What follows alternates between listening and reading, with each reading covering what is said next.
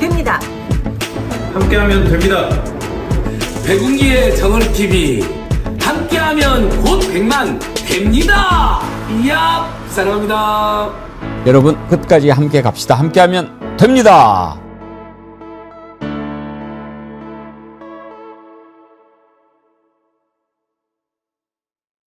여러분 안녕하십니까? 백운기입니다. 내란을 심판하는 과정에서 치러졌던 지난 대선 맨 선두에 서 있는 민주당 대통령 후보를 아예 자격을 박탈시키기 위해서 속전속결로 파기환송 결정을 내렸던 자 누굽니까? 대법원장 조희대.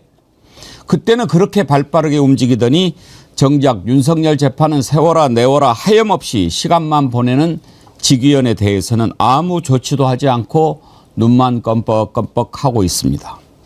직위원 룸사롱 사건 대법원 윤리감사관실이 조사에 착수한 게 넉 달 전인데 아직도 이렇다 저렇다 한마디도 없습니다. 이런 사법부를 이런 대법원장을 그냥 놔두란 말입니까? 여러분은 어떻게 생각하십니까? 제가 보건대 지금 내란 종식의 최대 걸림돌은 윤석열도 국힘당도 아닌 조희대입니다. 국민이 끌어내리기 전에 스스로 물러나는 것. 지금 조희대가 할 수 있는 최고의 선택입니다. 생방송 백운계 정치 1번지 출발합니다. 예, 여러분 이번 추석 선물 꼭 정어리몰에서 준비해 주시기 바랍니다. 지금은 여러분이 좋아하시는 순살 장어탕 모든 사람들한테 선물하시라고 추석 선물 세트 이렇게 준비를 했는데요. 이 순살 장어탕 하나로도 여러분이 드실 수 있죠. 500g인데요. 이걸 10개 담아가지고 세트로 이렇게 고급 박스로 준비를 했습니다. 선물 받으신 분들 정말 좋아하실 것 같습니다. 이것 말고도 지금 이제 추석 선물 정어리몰에는 소개를 해놨는데요. 제가 차근차근 하나씩 소개를 해드리도록 하겠습니다. 아주 좋은 선물로 준비를 많이 했으니까요.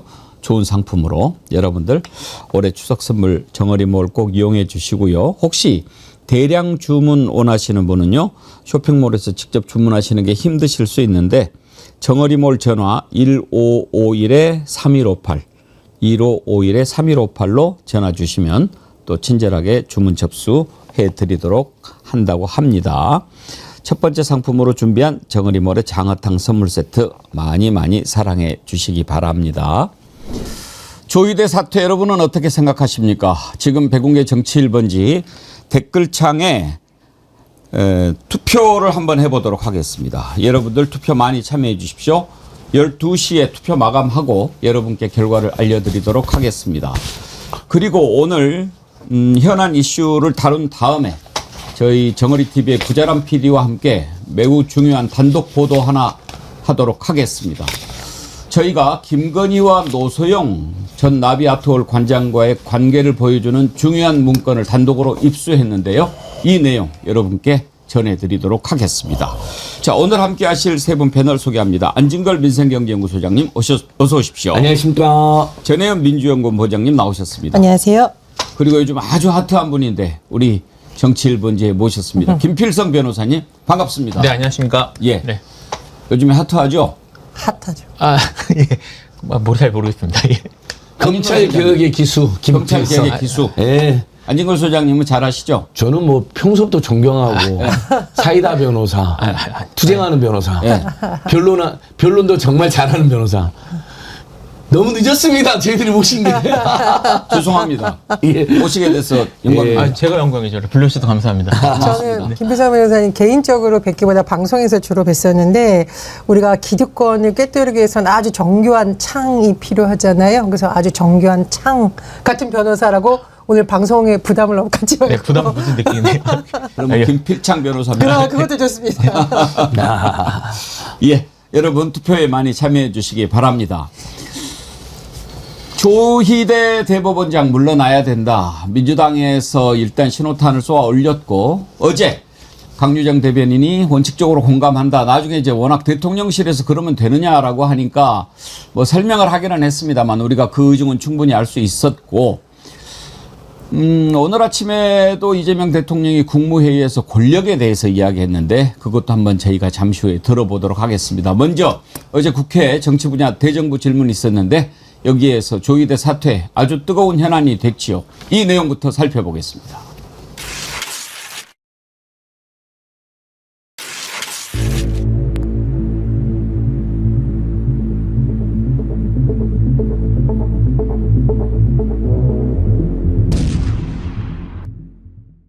자기 재판을 불리하게 했다고 여당 대표 뒤에 숨은 비겁한 이재명 대통령, 급기야 대법원장 찍어내리기를 시도하고 있는데 이것이야말로 내랑 정권입니다. 조희대 대법원장을 물러나라고 당에서 쿵 하고 던지니까 대통령실에서 짝 하고 맞습니다. 우리 총리께서도 대법원장 물러나야 된다고 생각하십니까? 대법원장과 사법부에 대해서 국민들이 어떤 점에 실망하고 있는가에 대해서는 잘 알고 있습니다. 아니 물러나야 된다고 생각하십니까? 예. 이미자 의원이 아니고 다른 사람이 질문했으면 좀 더 들어볼 만한데 오래 보고 있으면 좀 불편합니다. 아유, 저 정말 PK에서도 가장 최악의 의원이죠. 이 정도까지. 예, 이제 100일인데 갑자기 무슨 여당한테 이재명을 탄핵해라고 하는 미친 근데 지금 정치꾼입니다. 조희대 미친 사퇴를 정치꾼. 국힘당은 어떤 프레임으로 풀어가려고 하냐면 이재명 대통령 재판이 불리하니까 이렇게 풀어가는 것 같은데 김필수 변호사님. 이재명 대통령 재판하고 조희대하고 관련이 있습니까? 지금 얘기하는 건 그거인 것 같아요. 그러니까 이제 초구속 판결이 얼마 전에 직전에 있었잖아요. 그게 매우 이례적이고 문제가 많은 판결이었습니다. 그러니까 법리적 판단이 는 떠나서 실체적 판단을 떠나서 절차적으로 헌정사상 유례없는 판결이 나왔고 그 판결 결과가 직접적으로 그 대선 결과에 영향을 미칠 수 있는 대선 직전이었는데 그래서 그 사법부가 대선에 영향을 미치려고 하는 게 아닌가라는 그런 비판이 있었고요. 여전히 비판이 유효한데 지금 그거를 지금 이미자 의원하고 이제 국힘 쪽에서 문제를 삼으면서 소송이 계속되면은 불리하게 유죄 취지로 파기환송됐으니까 그리고 다른 사건들도 많이 있으니까 현직 대통령이 곤란해지는 게 아니냐라는 주장을 하는 건데요. 헌법에 위반되는 주장이에요. 지금 점잖게 말해서 대선에 영향을 미치려고 한다 이런 정도로 표현을 하셨는데 전혜원 원장님 만약에 조희대가 대법원에서 파기환송을 하면 이제 고법에서 그대로 하게 되잖아요. 네. 그러면 어떤 상황이 생겼습니까? 이재명 대통령은 당시에 후보 등록을 한 상태였어요. 네, 네. 민주당 후보로 선출이 됐단 말이에요. 네. 그러면은 민주당은 만약에 이재명 후보가 그때 당시 후보 자격을 잃게 되면 후보가 없어요. 그러면 민주당 후보가 없는 상태에서 대선을 치르게 되잖아요. 제가 당시에 국회에서 열렸던 많은 토론에 참석해 봤는데요. 여야를 구분하고 또 많은 정치학자들, 헌법학자들이 우려한 부분이 바로 이 부분입니다. 국민들이 투표를 통해서 선출하는 대선 과정에 있어서 법원이 이런 판결을 내린 것은 국민 주권을 침해하는 행위이며 헌법에 명시된 모든 권력은 국민으로부터 나온다에 위반된다는 것이지 특정 정당을 염두에 두고 한 발언이 분명히 아니었습니다. 그런데 국민의힘에서 자꾸 이런 프레임을 들고 나오는 이유는 저는 세 가지라고 보는데요. 첫 번째는 지금 지지율이 너무 낮고 본인들의 힘으로 자력을 할 수 있는 게 없다 보니 법원과 이런 곳을 방패 삼아서 공격을 함으로써 조금이라도 남아있는 일부 영남 지역의 지지층을 끌어모으려는 것이 아닌가라는 생각이 들고요. 두 번째로 지금 국민의힘의 상당수의 의원과 정치인들이 이른바 빠루 사태로 인해서 징역형이 구형되어 있습니다. 그래서 본인들의 잘못을 물타기 하는 것이다 이렇게 보고요. 세 번째로 이미자 의원님 쿵짝 말씀하셨는데 저는 전환길이 쿵 하면 이미자 의원님이 짝 하는 거 그리고 누구예요? 전환길 말고 또 있죠. 정광훈 목사가 쿵 하면은 장도연 대표가 짝 하는 거 아니냐라고 오히려 국민들이 보고 있습니다. 그래서 자꾸 윤석열이 달 타령하는데 이미자 의원님 쿵짝 타령하시는데 국민들이 이 타령 보면서 더 속상하고 눈물 흘린다는 것도 전부에 말씀을 드리겠습니다. 적어도 국민이 선출한 후보를 날려버리려고 마음먹었는데 그 후보가 국민의 지지로 대통령에 당선됐다. 그러면 조희대는 그때 책임을 졌어야 되는 거 맞습니다. 아닙니까? 그때 본인이 정치 공작을 했는데 국민들의 반발이 너무 거세고 제가 잘못했습니다 하고 양심 있는 자면 사퇴했겠죠. 와, 지금 그때를 생각하면 지금도 섬찟합니다. 갑자기 재판이라는 걸 그렇게 서둘러서 지금 나경원 재판 여러분 6년 하고 있잖아. 1심 재판만. 근데 이재명 재판 막 서둘러 가지고 진짜 대선에 저는 조희대 지금 뭐 받은 글 찌라시 하면 조희대 뭐 한독수 등이 모였다. 대선 전에 이런 글이 돌잖아요. 그것이 사실이면 거기서 정치 공작 했을 거라고 봅니다. 이재명 날리자. 찌라시에는 조희대가 그런 말까지 한 거로 나오는데 근데 찌라시라는 게 여러분 틀린 경우가 많기 때문에 우리 백운기 TV는 매우 엄정한 언론이기 때문에 제가 방금 찌라시에 그렇게 돌고 있다라고 합니다. 팩트라고 말은 하지 않겠습니다. 근데 분명한 양태는 대선에 기해서 이재명을 날리려고 한 건 저는 분명한 사실이라고 생각합니다. 그럼 그때 책임졌어야죠. 그때 저희들이 고발하고요. 예. 일주일도 안 돼서 100만 명이 서명을 했습니다. 그때 저희들이 그걸 했잖아요. 검사 모이나 민생 100만 명이 넘는 국민들의 분노. 조희대는 사퇴하라. 무슨 재판을 그렇게 일찍 할 수 있는지 재판 기록은 다 읽었는지 로그 기록 공개하라. 100만 명. 아마 조희대 깜짝 놀랐을 거예요. 그래서 그 파기환송 재판부가 원래 조희대 뜻대로 하려다가 이러다가 나부터 죽겠다니까 재판을 안 한 거죠. 어제도 말씀드렸지만 일단 3대 특검 한 다음에 저는 분명히 조희대의 그때 당시 과정에 대한 특검 해야 된다고 생각하고 맞습니다. 지금 직위원 뒤에 조희대가 있다는 것 누구나 다 알고 있는 사실 아닙니까? 그러면 직위원이 윤석열 탈옥시켜준 거 이것도 반드시 특검을 해야 된다고 생각하는데 선거는 민주주의의 꽃이라고 하지 않습니까? 그리고 대통령 선거는 그중에서도 최고지요. 김필성 변호사. 네.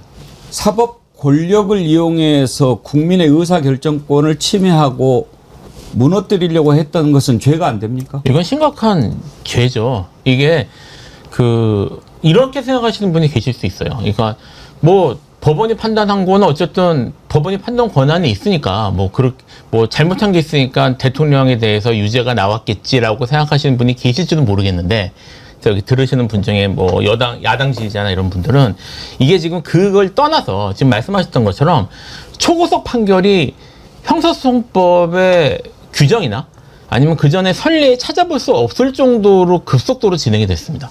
그러니까 지금 제가 지금 찾아봤는데요. 다시 저도 사실 그때 놀랐기 때문에 이게 원래 이제 재판이 대법원에 올라가면 소부라는 곳에 배정이 되거든요. 그럼 소부에서 재판을 하다가 이게 전원재판부로 넘겨서 합의해서 해야 되겠다 이런 식으로 넘기면 이제 절차에 따라 넘어가서 전원 합의 재판부가 한 달에 한 번 정도 열리면서 심의를 해서 최종적으로 결과가 나는 건데 당시에 소부에 배정된 지 2시간 만에 전원재판부의 헤드부가 됐어요. 이거 어떤 의미가 있냐면 소부에 있을 때는 그 소부의 책임자 되는 재법관이 진행을 하는데 이걸 전원재판부로 올리면 대법원장이 진행할 수 있습니다. 그러니까 대법원장이 진행권을 2시간 만에 뺏어온 다음에 사흘 만에 2번 전체 기일을 열어가지고 2번 만에 기록도 제대로 보지 않은 상태에서 판결을 했단 말입니다. 이런 절차적 위반이 명백한 상황이었고요. 지금 말씀하셨던 것처럼 이게 지금 국민의 공정한 재판을 받은 권리라든지 이런 헌법적 권리부터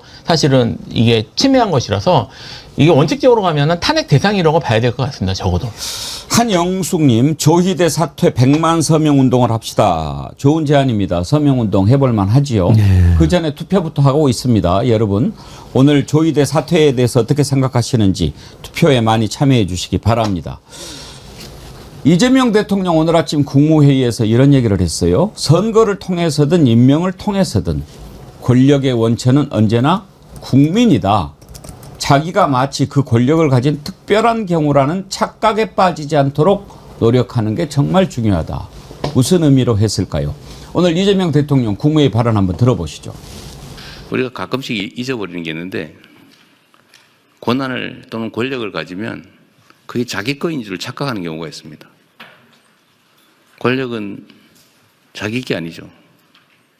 부모님으로부터 물려받은 것도 아니고 태어날 때 타고난 것도 아닙니다.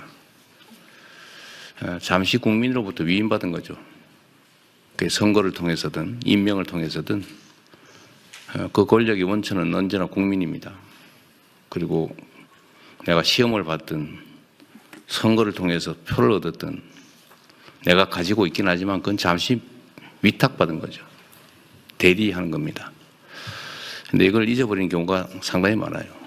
자기가 마치 그 권력을 가진 특별한 존재인 것처럼 착각하는 경우가 있는데 그런 착각에 빠지지 않도록 노력하는 게 정말로 중요하겠다. 그런 생각이 듭니다. 그리고 공직자는 사업가 또는 개인과는 다르죠. 공적인 일을 하기 때문에 공적 권한이 부여되어 있는 겁니다. 그래서 우리가 행사하는 모든 권한, 모든 업무는 오로지 국민을 향해 있어야 합니다. 나를 위해서, 주변을 위해서가 아니라 오로지 주권자인 국민을 향해 있어야 된다는 것. 그래야 민주공화국의 가치가 살아있는 진짜 민주국가가 되겠죠. 민주적 공동체. 이재명 대통령의 제 발언, 국무회의에 참석한 국무위원들한테 공직자가 어떤 자세로 일을 해야 되는가라는 얘기를 하는 것이라고 볼 수가 있겠지만 자꾸 조의대 듣고 있나? 이런 생각이 들지 않습니까? 이재명 대통령이 말하는 것 가운데 항상 강조하는 거, 대통령의 1시간은 5,200만 시간이라는 생각으로 일하고 있다. 그렇게 얘기하죠. 그런데 지금 조의대가 하고 있는 것은 그야말로 이거는 신성 불가침이야. 국민들은 우리가 다 판단하는 거야. 이런 생각하는 것 같아요. 맞습니다. 본인들이 대통령보다 더 권력이 세고 더 절대적이라고 생각하기 때문에 저렇게 오만하고 저렇게 기고만장할 수 있는 거죠. 법원장이 한다 그래서 아마 애청자들께서도 형식적인 말 한마디. 사실 정치검찰도 회의를 할 때는요. 그래도 그동안 우리 검찰에 대한 국민들이 실망을 잘하고 있다는 레토릭에도 한마디 하지 않습니까? 이 법원장이라는 자들이 모여가지고 그 형식적인 한마디. 사법부와 법원에 대한 우리 국민들의 불만과 비판이 고조되는 거 알고 있습니다. 저희들도 그 점을 깊이 유념하되 그러나 사법부의 독립은 뭐 이렇게 할 줄 알았더니 단 한마디의 사과와 인정이 없었습니다. 그건 아예 국민들한테 선전포고하는 거죠. 사법부에 대해서 이렇군 저렇군 하지 마. 너희들 우리가 지배하고 있으니까 이재명도 다 우리 발밑에 있어. 이런 태도나 다름없습니다. 그래서 이재명 대통령 오늘 이야기 잘한 거죠.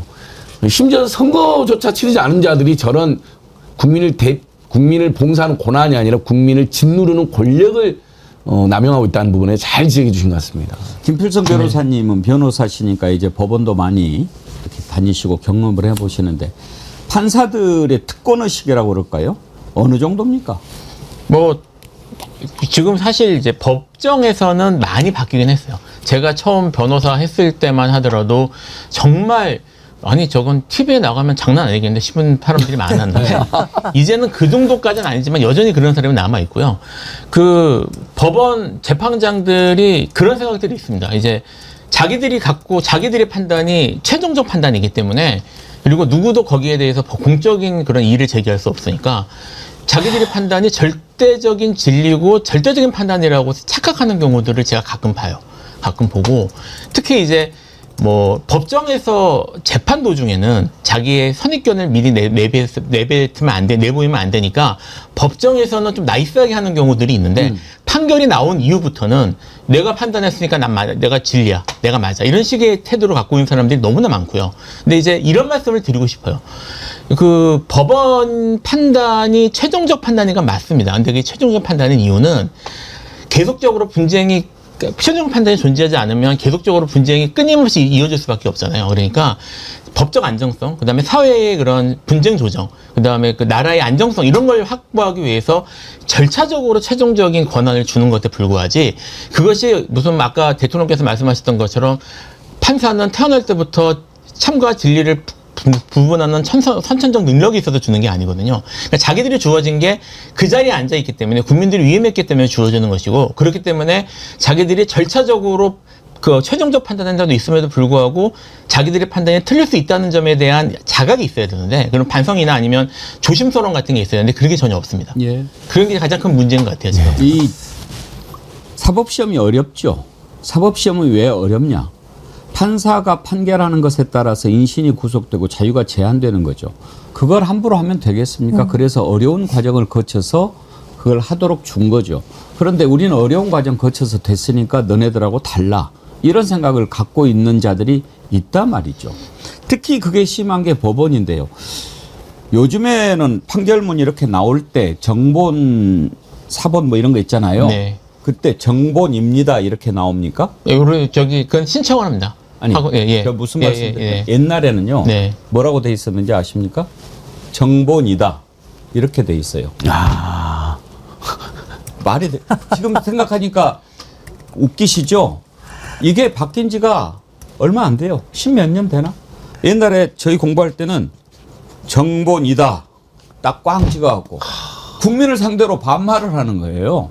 그건 사실 저 기본적으로 크게 바뀌지 않았다고 생각하는 게요. 예. 법원 내에서 조금씩 얘기가 나오고 있는 것 같긴 한데 판결문이 전부 반말입니다. 조문부터.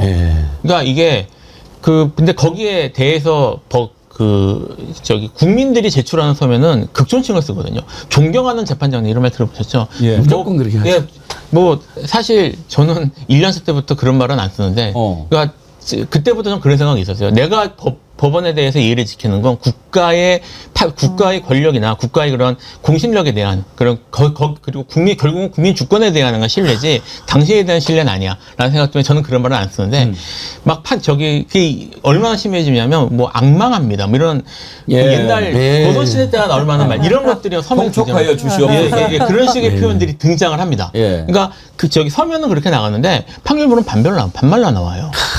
그러니까 이 부분에 대해서 사실은 문제 제기가 이루어지지 않고 있다는 것 자체가 이게 너무나 우리 속에 깊숙이 젖어 있는 거고 지금 그 법법 귀족들이 그런 귀족적 분위기 속에서 자기 글을 하는 일을 하고 있는 거죠.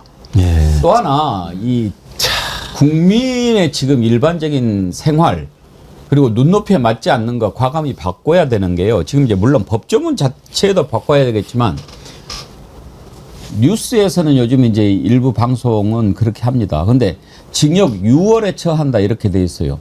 6월은요. 봄, 여름, 가을, 겨울에 있는 6월이 6월이고 6개월에 처해야 하는 거죠. 그런데 조문은 아직도 6월에 징역 1년 10월에 이렇게 돼 있죠.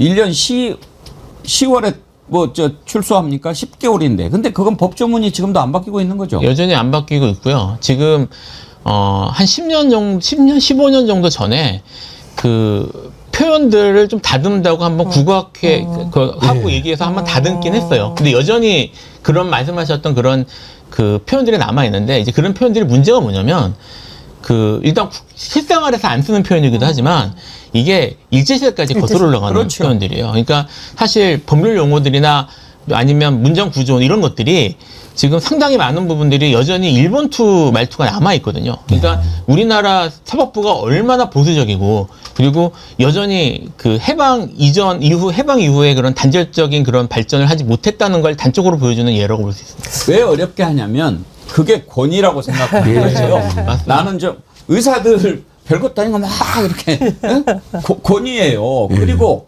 자기들은 그렇게 공부했기 때문에 자기가 편하거든. 근데 그거를 눈높이에 맞춰서 바꾸면 당장 자기가 그거 배워야 되니까 불편한 거예요. 그러니까 잘못된 것을 고치려고 하지 않고 내가 편한 것, 그거 대표적인 게 제가 항상 이야기하는 거 윤석열이에요. 윤석열이 국군의 날 맨 처음 행사할 때 부대 열중시를 못했잖아요. 잊어버리고.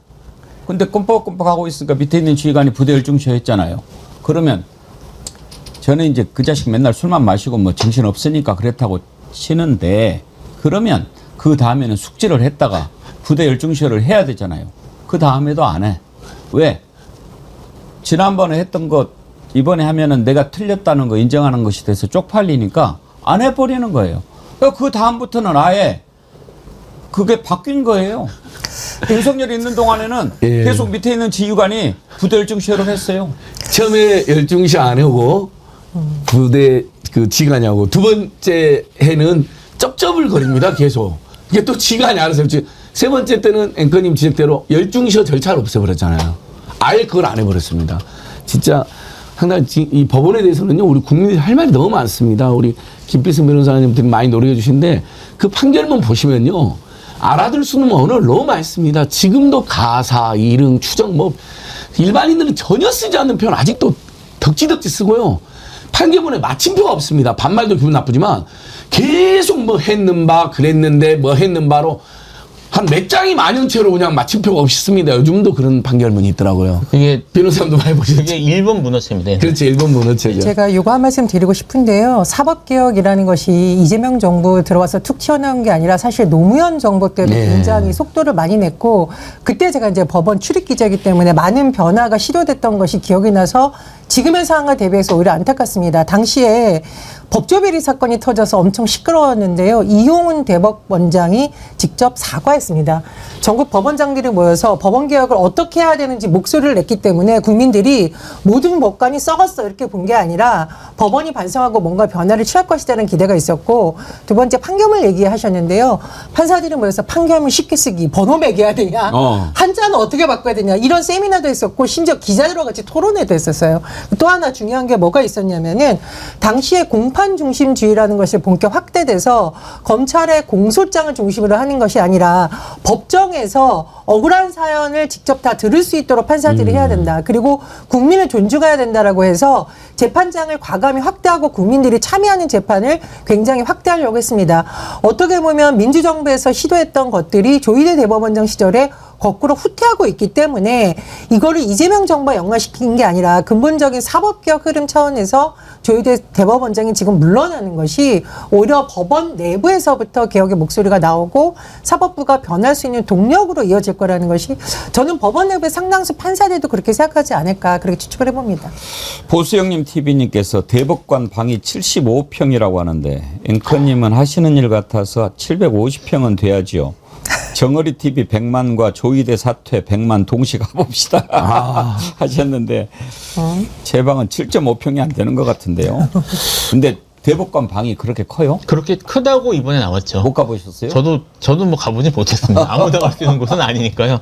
근데 이제 지금 뭐 대법관을 이제 증원하는 것에 대한 논의가 이루어지고 있는데, 지금 얘기되는 대로 증원을 하면은 뭐 1조 몇천억이 든다라고 주장을 하면서, 그렇게 든 이유를 지금 대법원이 서초동 있지 않습니까? 예. 서초동에서 추가로 그렇게 땅을 사서 건물을 지어야 되기 때문에 그렇게 든다는 건데, 그 건물을 지어야 된다는 면적을 계산할 때 대법관 한 명당 사용 공간을 그 정도로 계산을 했다고 합니다. 그러니까 국민들이 전부 어이없어 하고 있는 것이죠.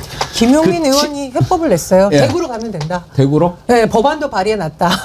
그렇게 어려운 게 대구예요? 아니다. 대구에 그게 대법원만이 아니라요. 그 주요 기관들을 전국에 이렇게 지방 도시로 옮기는 그런 논의들이 있는데, 그 이제 대법원 같은 경우에는 대구로 보내는 게 어떨까라는 논의가 있어요. 대구가 특별히 뭐가 아니라 광주로 보내려고 하는 것도 있고, 뭐 헌법재판소 같은 경우는 강원도 얘기가 나왔던 걸로 알고 있거든요. 그런 식으로 이제 중요 기관들을 지방 발전의 의미에서 그렇게 보낸다는 얘기가 있었고요. 대법원은 그렇게 나온 걸로 알고 있어요. 그래요. 아니 세상에 그 대법관 늘리자고 하니까 천대 법원행정처장 한다는 말이, 아니 그러면 대법관을 늘리면 뭐 이렇게 조정하면 되는 거지. 그러려면 1조 3천억 원이 든다는 거예요. 건물도 새로 지어야 되고. 그러니까 지금 대법원 건물을 하나 또 지어야 된다고 생각하는 거예요. 그게 서초구청의 부지를 기준으로, 우리나라에서 제일 땅값 비싼 데를 기준으로 그런 사무실. 왜 지네들이 그러니까 거기 있어야 완전 되는데. 특권의식에 쩔어 있는 거고, 뭐 대구로 갈 수도 있는 거고요. 강원도로 갈 수도 있는 거고. 대구가 아니라 세종, 뭐 세종 좀 갈 수 있는 현실적으로 거고. 세종으로 다 가니까 세종에 있어도 되고,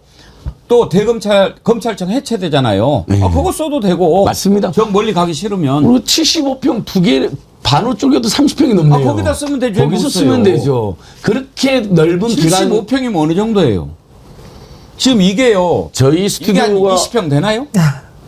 안 되죠. 이게 20평은 안 되죠. 20평 안 된다고 칩시다. 그러면 이게 지금 저기 스튜디오 다 해봐야 이게 한 10평 넘겠네요. 어마어마하게 넓은 건데 15평. 이번에 조지아에서 구금돼 있던 80명 한 방에 있었다는 거 아니에요.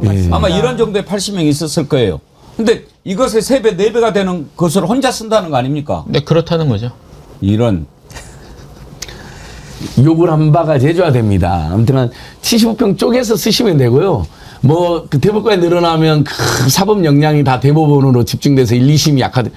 아니 1, 2심도 지원해 주면 되잖아요. 그런 예산은 국민이 낼 수 있는 거죠. 천천히 해라고 하는 이재명 재판은, 신중해라 이재명 재판은 그렇게 서둘러서 하면서 실제로 우리 국민들 실생활에 있는 뭐 나경원 재판뿐 아니라 민형사 재판 막 몇 년씩 끌고 하는 재판 매우 많습니다. 좋아, 그러면 1, 2심 다 신속하게, 또 판사를 지원해주는 역량, 뭐 사법연구관이든 법원연구관이든 더 늘려주면 되죠. 그런 예산은 우리 국민들 찬성한다니까요. 아니 왜 법원이 꼭 서울에 있어야 됩니까? 그런 기준이 없는 거잖아요. 그런 기준. 그렇죠. 없습니다. 없고요. 없죠. 제가 보니까 2022년부터 이미 논의가 됐었네요. 그리고 대구에 있는 여러 정치인들이 또 뭐 환영한다는 뜻도 예비고 했으니까 그런 거 할 수 있고, 저는 근데 좀 되게 어이없었던 것이 대법관 증언 얘기하자마자 돈 들고 나오고 땅 얘기하고 사무실 얘기부터 하는 게 진짜 어이가 없었습니다. 어떻게 하면 국민들에게 사법의 질을 더 높일 수 있고, 그리고 법관들이 상당히 경무에 시달리고 있다라고 하잖아요. 맨날 뭐 저기 시간이 없다 그러고 뭐 몇천 페이지를 보느라고 잠도 못 자고 있다라고 하면서 일정 부분, 물론 그걸 몇백만 몇천만 하면 안 되겠죠. 하나 일정 부분 늘려서 사법의 질을 높이고 오히려 국민들에게 좀 더 효과적이고 빠르고 질 좋은 사법 서비스를 제공한다는 국민들의 관점에서 얘기가 나올 줄 알았는데 상당히 실망스러웠다. 그분들 생각하는 수준이 땅과 뭐 돈인 모양이죠. 사법부의 길을 지배하는 가장 중요한 요인이 그건가 보다는 생각이 들었습니다. 맞습니다. 참 잘 됐네요. 사실 육사가 서울에 있을 이유가 전혀 없잖아요. 오히려 전방을 지킨다는 의미에서 소외된 강원도로 육사가 가고요. 그 다음에 대법원 대구로 가고, 대검 없어지니까 고금이나 대검 있겠지만 공간이 확 줄어드니까 거기에 청년들이나 임대주택 짓고 이렇게 완전히 재편하면 좋을 것 같습니다. 그리고 대법원장이 굉장히 중요합니다. 제가 이용훈 대법원장 자꾸 얘기하는 이유가 이용훈 대법원장 시절에 사법개혁 의지를 굉장히 강력하게 밝혔기 때문에 법관들이 어떻게 하면 조금 더 친절하고 쉽게 법정에 온 일반 국민들에게 설명을 해줄 수 있을까, 반말하던 문화 상당히 많이 없어졌었고요. 판결문 쉽게 쓰려고 했었고요. 또 언론을 통해서 판결문 내용이 너무 왜곡되거나 어렵게 나가지 않도록 이 얘기를 해도 되는, 비공개로 세미나도 저희가 새벽에도 하고 그랬습니다. 그러니까 그때보다 그러면 더 후퇴한 거예요. 예. 이 양승태 체제를 거치고 조이대 체제를 거치면서 김영수 대법원장은 그나마 좀 노력했지만 더 후퇴한 겁니다. 근데 그것도 생각나네요, 앵커님. 우리 예전에 법정 가면요, 무조건 반말로 기립 착석했는데 그래도 국민들이 거기서 항의를 많이 했거든요. 그래서 지금은 일어서 주십시오, 앉아 주십시오. 그거 하나 고쳐졌네요. 딱 하나, 그거 수십 년 동안. 예, 잠깐만요. 지금 조의대 사퇴 투표를 하고 있는데 이게 지금 댓글창에 계속 떠가지고 보는 분들이 불편하신 것 같아요. 반복 투표가 가능하게 자꾸 뜨니까 투표창을 내리도록 하겠습니다. 그리고 별로 의미가 없기도 하네요. 지금 현재 5,228분이 투표에 참여해 주셨는데 한 분 빼고 다 찬성. 99.99대 1이죠. 지난번에도 투표를 한번 하는데 반대하신 분이 한 분 계시더라고요. 재미로 그러시는 겁니까? 예. 아하, 예. 아니, 저 이거 보니까 5,350명까지 지금 올라갔는데. 예, 아니 근데 여러분들이 지금 이게 투표 댓글창에 계속 뜨니까 불편하신 거, 창이 자꾸 튀고 그런다고. 그러면 투표는 여기서 종료하도록 하겠습니다. 여러분들 불편하시니까. 자, 투표는 종료하는데 투표에 참여하신 김에 잊지 말고 좋아요 눌러주시고. 예. 좋아요가 투표 참여보다 더 적었어요? 좋아요 더 적어요. 좋아요가 5,300명밖에 안 됩니다. 예, 좋아요 눌러주시고. 5,700명. 혹시라도 또 이참에 구독 안 누르신 분들은 구독 눌러주시고. 자, 사법부의 특권, 정말 이거는 이번 차제에 조의대 물러나면서 함께 좀 정리가 돼야 될 겁니다. 대법원장이 대통령 위에 있냐, 이런 말이 나오더군요. 정청래 민주당 대표 얘기 들어보시죠. 조이대 대법원장은 반 이재명 정치 투쟁의 선봉장이 되었습니다. 대선에서 조이대 대법원장이 이재명 후보의 최대 정적으로 부상했음을 뚜렷하게 보여주고 있지 않습니까? 이로써 대법원장의 내심의 의사가 어떠한지도 알 수 있지 않습니까? 재판 독립, 법원의 정치적 중립은 조이대 대법원장 본인 스스로 어긴 것 아닙니까? 지금이라도 사퇴하는 게 맞다고 저는 생각합니다.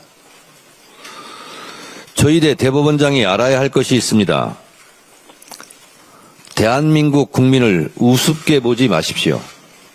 우리 국민들은 3.15 부정선거, 부정부패의 책임을 물어 이승만을 하야시켰고 당시 내무부 장관은 사형당했습니다. 내란숙의 부정부패 혐의 등으로 전두환, 노태우 씨를 단죄했고 이명박도 감옥에 보냈습니다. 박근혜, 윤석열을 탄핵한 국민들입니다. 대법원장이 그리도 대단합니까? 대통령 위에 있습니까? 국민들의 탄핵 대상이 아닙니까? 대법원장이 뭐라고?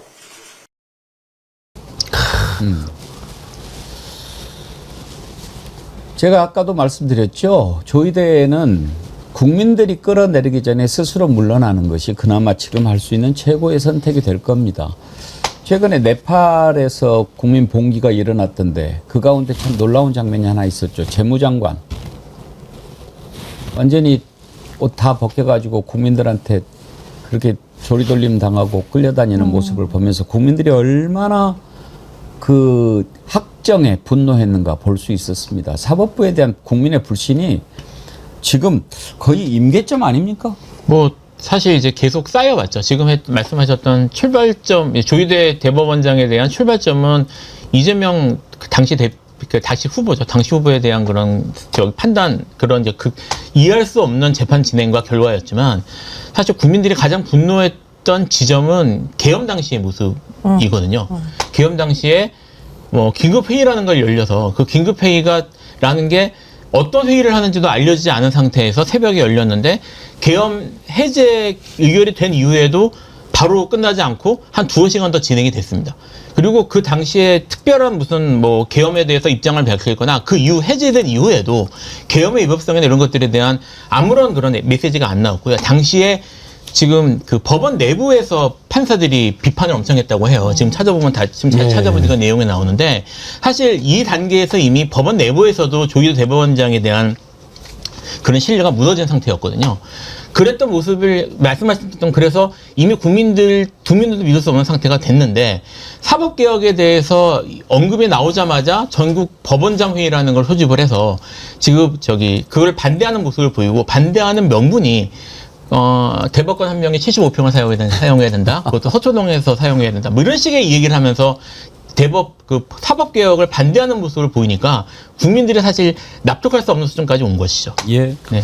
왕자 어린님, 김필성 변호사님 정의리에서 뵈니까 더 반갑습니다. 그러셨는데, 예, 왕자 어린님 감사합니다. 네, 감사합니다. 별 하나님, 안진걸 소장님 진짜 친절하십니다. 제가 개인적인 일로 2번 전화드렸는데 바쁘신 와중에도 끝까지 친절하게 답변해주셨습니다. 안진걸 소장님 정말 감사합니다. 건강하세요. 지난주에는 안진걸 씨, 제가 지금 문자를 보낸 지 몇 달인데 답이 없어요가 올라왔고 제가 방송 도중에 선생님 정말 죄송합니다. 다시 한번 연락 주십시오 하고 제 핸드폰 번호를 알려드렸는데 연락이 없으셨는데 연락 다 못 드린 분들 많습니다. 죄송합니다. 예. 자, 다음으로 넘어가겠지요. 나경원 의원 어제 검찰이 징역 2년을 구형했습니다. 얼마 만인지 아십니까? 6년 만이에요. 예, 참 대단하지요. 자, 재판을 또 그렇게 오래 할 수도 있어요. 그게 법원입니다. 이 내용 짚어보죠.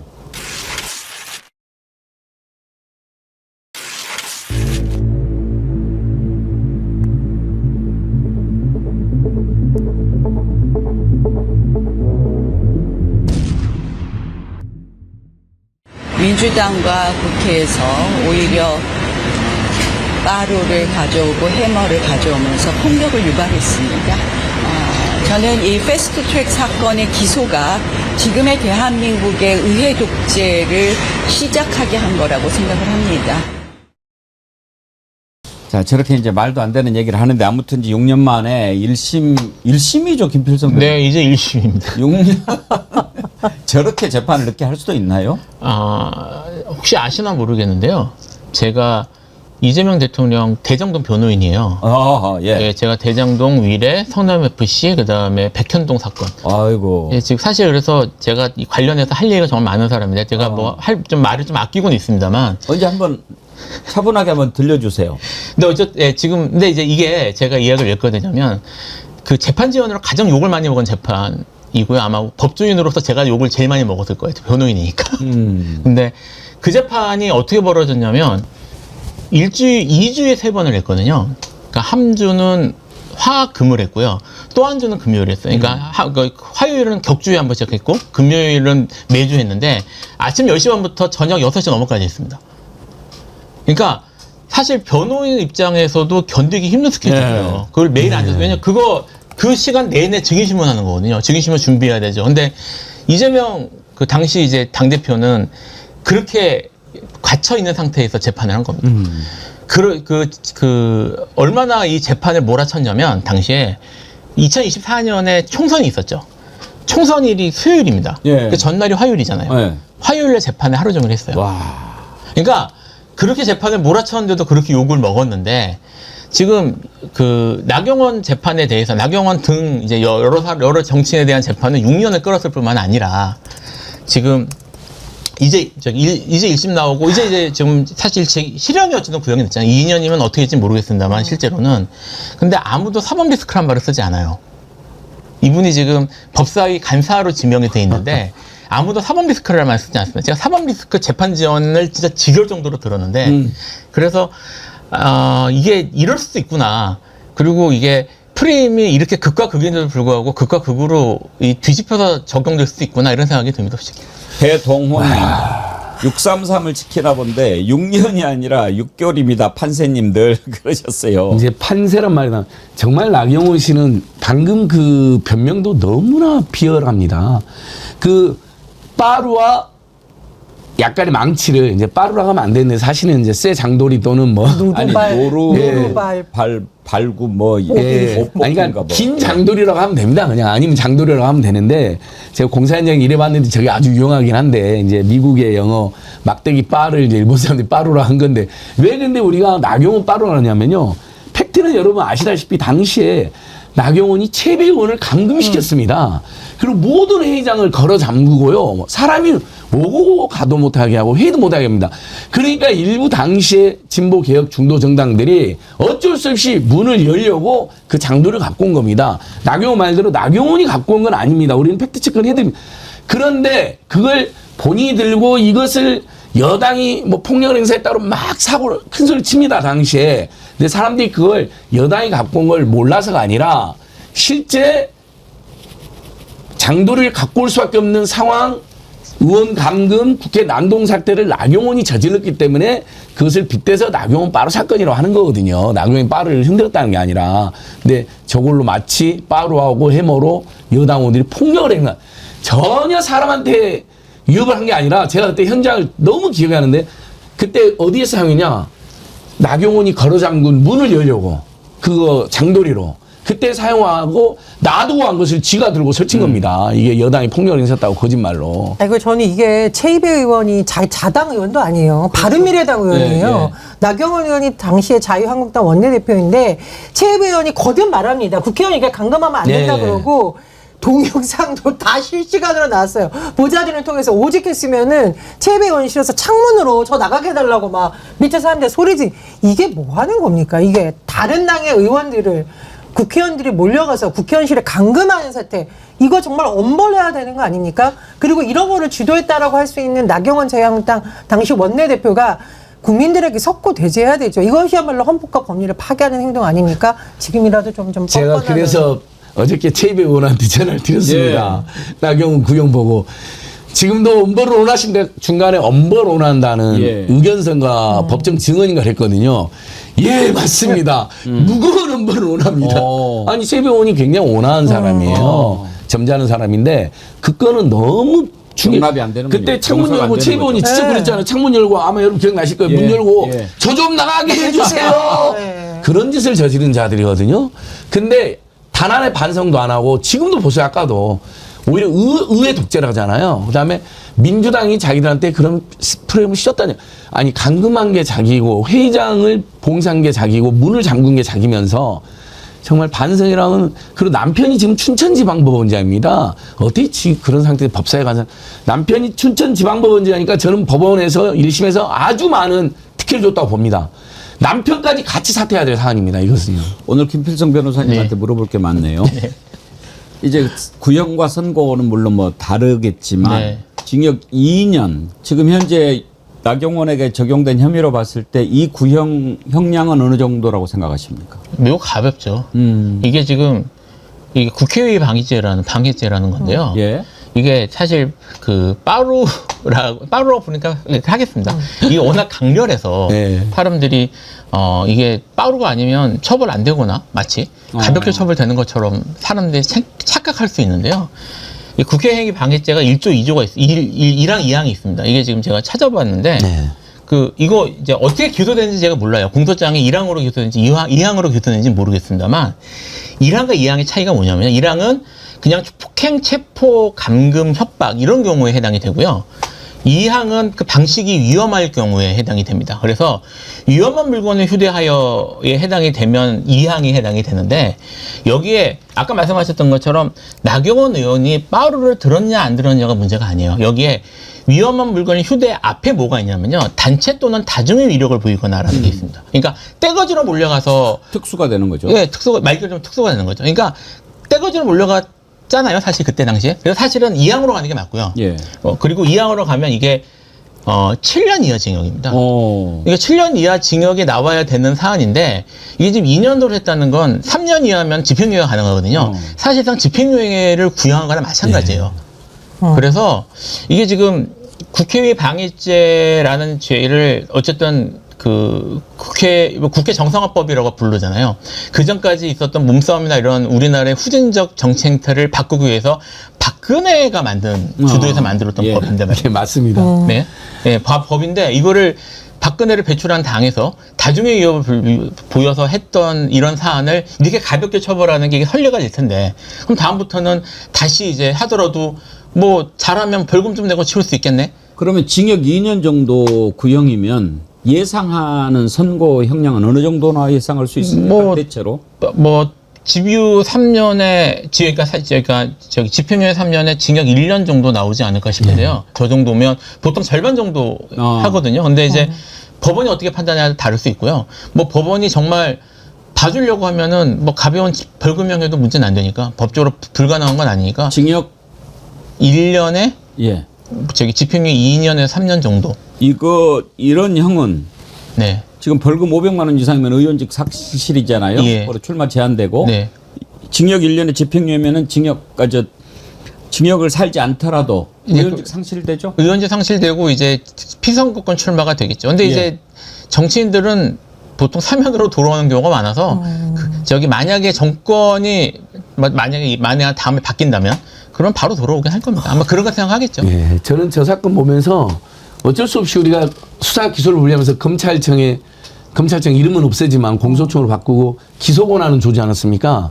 저는 검찰은 기소권한도 줘서는 안 되는 집단이라는 생각이 들더라고요. 저건 이번에 기소가 특수공무집행방해랑 국회법이 2개로 다 되어 있을 겁니다. 굉장히 중대한 사태를 저지른 거거든요. 서부지 폭동하고는 비견할 수는 없겠지만 그 정도로 국회 안에서는 일종의 어마어마한 난동을 부린 사건이고 동료를 감금시킨 자인데 오도와 도덕에 2년 구형이 뭡니까? 만약에 노동자나 서민이 저런 행동했으면요 파업이나 집회 징역 10년 구형했을 겁니다. 그 실제로 정치검찰이 노동자나 서민들 무슨 집회하거나 약간의 경찰하고 시비만 붙어도요 특수공무집행방해로 징역을 무겁게 구형하는 경우가 아주 진짜 빈번했거든요. 저는 이 최이배 의원이 법정에서 나온 증언들을 찾아보고 진짜 깜짝 놀랐는데 문을 그냥 막아선 정도가 아니라 누군가가 가방을 끌고 팔을 붙잡아서 의자에 국회의원을 강제로 앉혔다는 겁니다. 이거 말씀하셨듯이 만약에 어떤 노동자가 들어가서 국회의원의 팔을 잡아 끌어다가 의자에 앉혔다?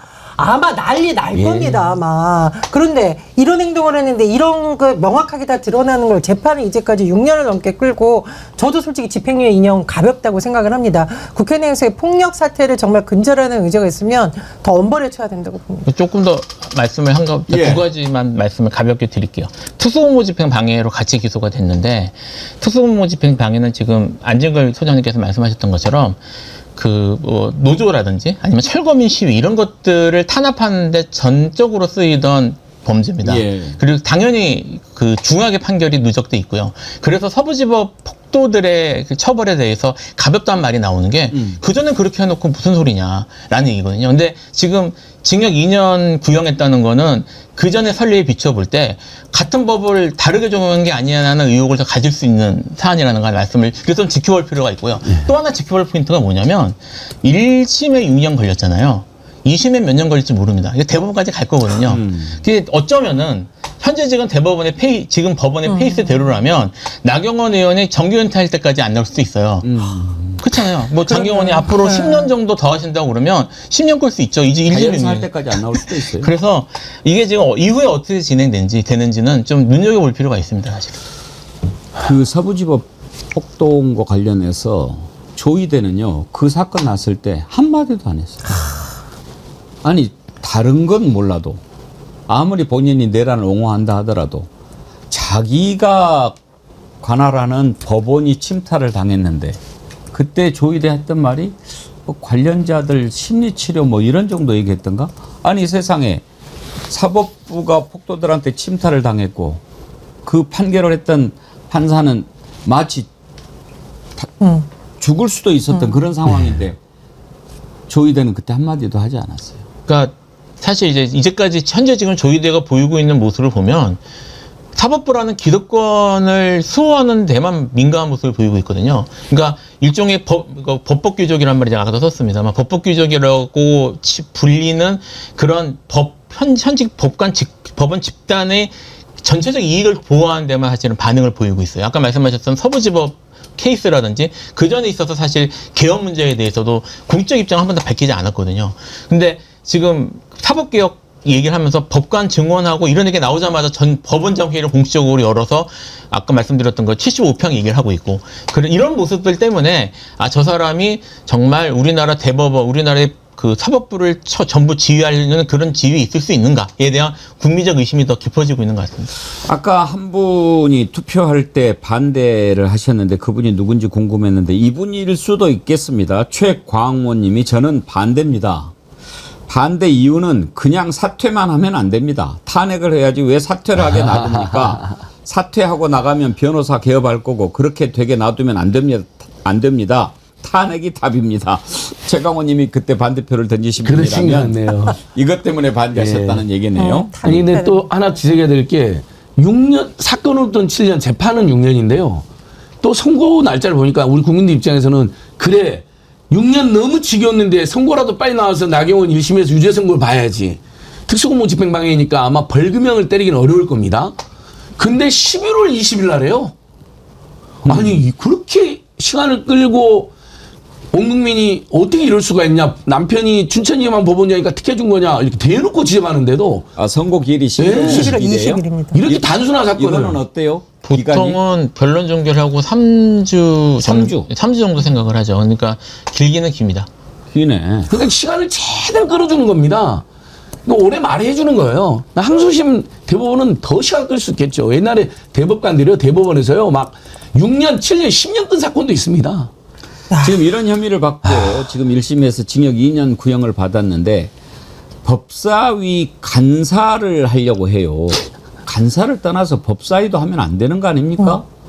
그런데 지금 법사위 나가야 된다고 그러니까 나경원이 오늘 아침에 이런 입장을 밝혔네요. 그런 논리라면 대법원에서 피선고권이 박탈되는 유죄 취지 판결을 받은 이재명 대통령도 그 자리에서 내려와야 됩니다. 아니, 나경원. 죄송합니다. 우선 제가 너무 어이없어서 웃었는데 지금 나경원 의원이 할 말 없으면 자꾸 이재명 대통령 무조건 이재명 대통령 하는데 지금 본인 사건과 본인의 자격에 대해서 본인이 뜨끔해서 할 말이 없으니까 자꾸 이재명 대통령 이렇게 자꾸 늘어지는 것 같은데 한번 생각을 해보십시오. 거꾸로 그럼 야당 의원이 지금 이런 상황에서 그러니까 여당의 민주당 의원이 법사위 간사를 하겠다 그러면은 나경원 의원 이거 받아들이시겠습니까? 그러니까 이게 정말 나경원식 내로남불이라고 저는 생각을 하고요. 나경원 의원하고 윤석열 대통령이 굉장히 뭔가 공통점이 많다라는 생각이 드는데 윤석열 지금 내란 재판 9번째 불출석하고 있다라고 하는데 나경원 의원이 만약에 법사위 간사 맡으면 어떻게 되겠습니까? 온갖 핑계 대면서 앞으로 재판 지연하는 데 상당하게 영향을 미칠 것 같고 예를 들면은 뭐 국정감사를 한다라든가 이런 과정에서 재판이나 수사에 관련된 정보가 나경원 의원한테 사실상 넘어갈 확률도 굉장히 많지 않습니까? 그런 부분에 의해서 국민들이 지금 우려를 하고 있는 겁니다. 그래서 이재명 만물설을 다시 지금 끌어대는 것 같은데 그런 꼼수는 통하지 않는다. 나경원 원래도 좀 이상했지만 요즘에 매우 심해진 것 같아요. 논리가 전혀 말이 안 돼요. 말도 안 되는 논리를 막 이제 뻔뻔하게 하는데 원래 한 번 할 때가 어렵지 계속 하면은 그런가 싶어요. 아니 요즘에 막 그런 논리를 대잖아요. 민주당이 계엄 얘기를 진작 했으니까 너네들이 계엄 책임이 있다 이렇게 이야기를. 예. 그 계엄을 알고 있었으면 막지 않아서 그래서 내란 세력이랍니다. 와 나경원은요. 한동훈은 또 우원식 의장이 계엄 해제 지연시켰다고 또 이야기했잖아요. 이재명 올 때까지 기다렸다고.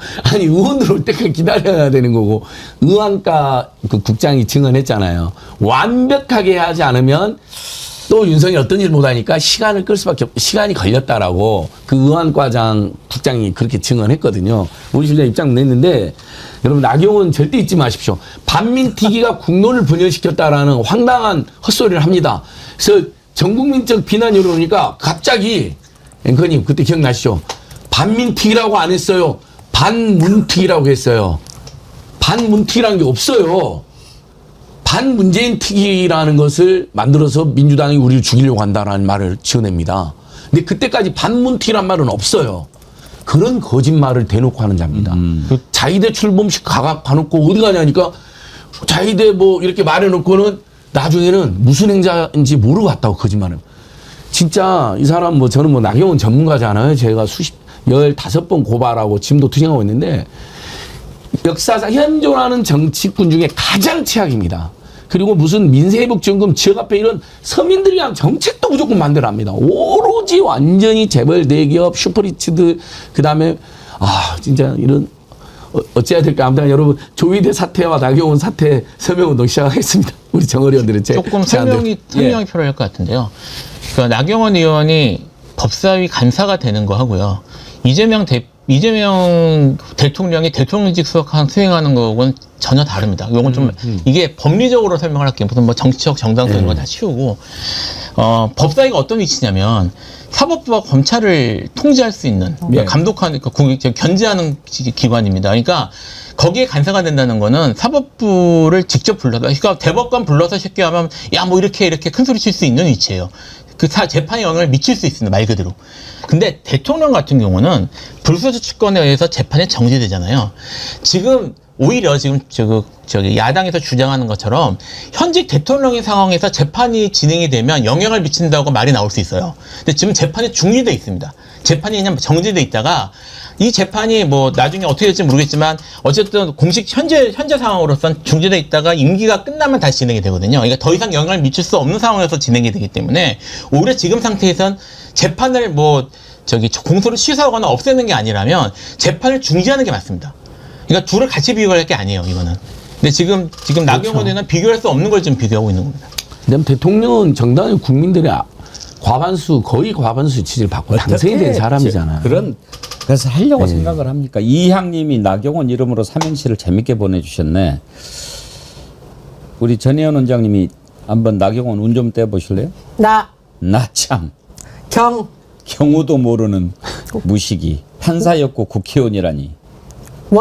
원 없이 살았네. 이제는 그만 누리고 가정주부 노릇이나 하시오. 재미없었어요? 재밌었습니다. 전혜원 원장님 별로 반응이네. 별로 반응이 안 좋아요. 아주 재밌었습니다. 이향님 죄송합니다.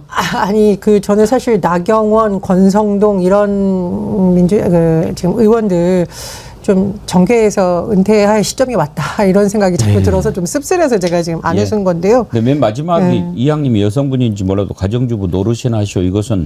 그건 조금 문제가 있어요. 얼마나 힘든 일인데. 그럼요. 가사노동은 아주 힘들고 고귀한 일입니다. 중요한 일 하라는 얘기죠. 더 중요한 일을. 자, 한 가지만 더 짚어보겠습니다.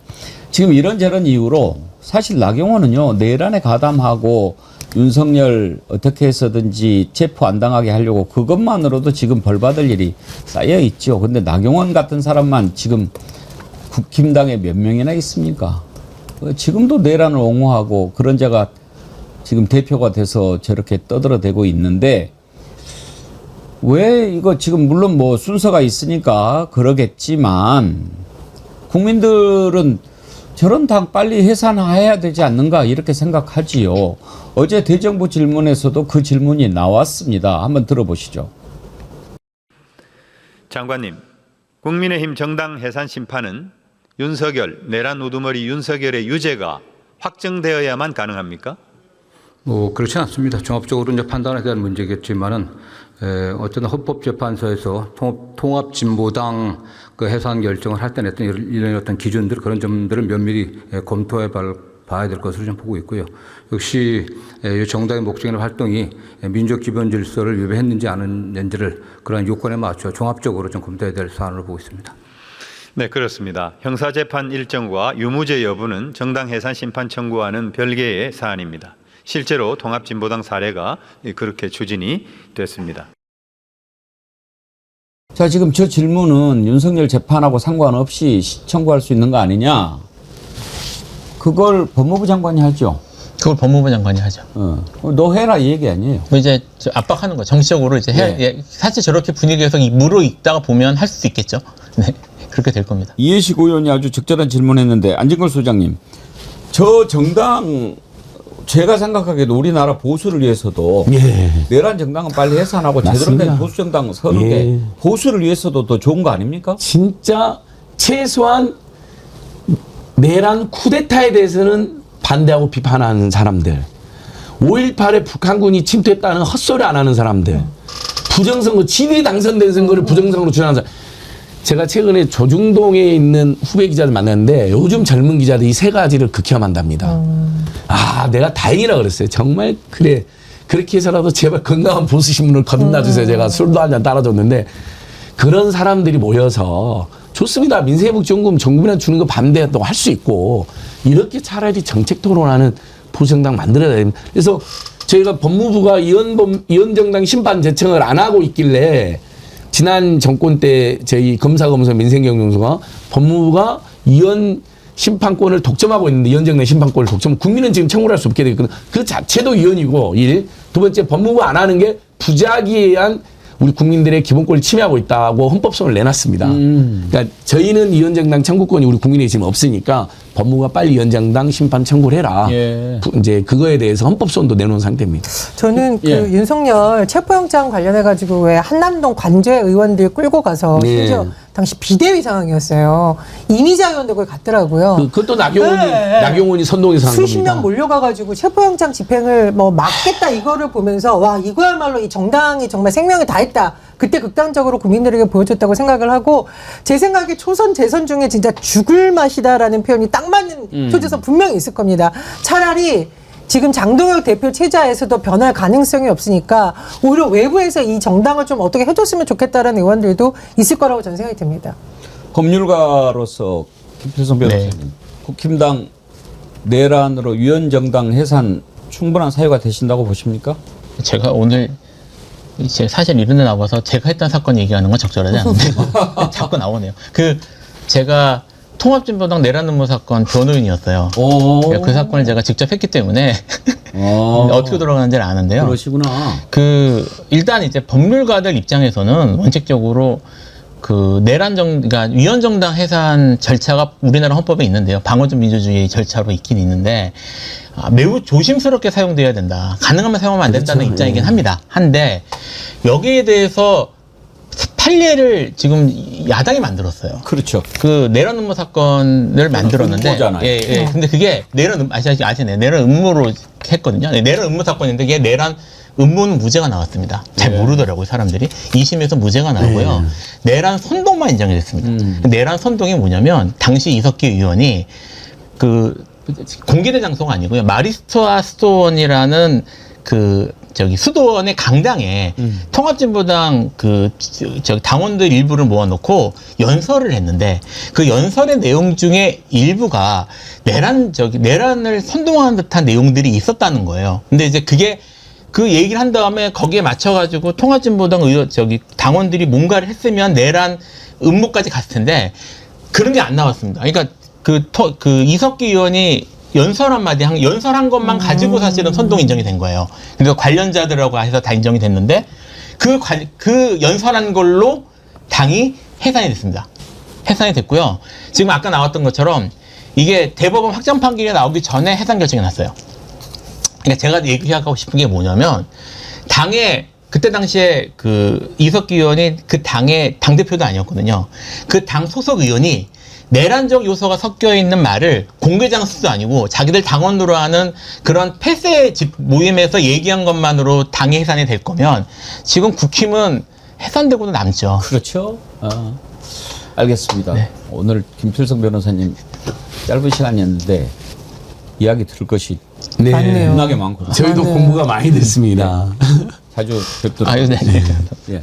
자, 오늘 1부는 여기에서 마쳐야 될 것 같습니다. 저희가 아주 중요한 문건을 입수했는데요.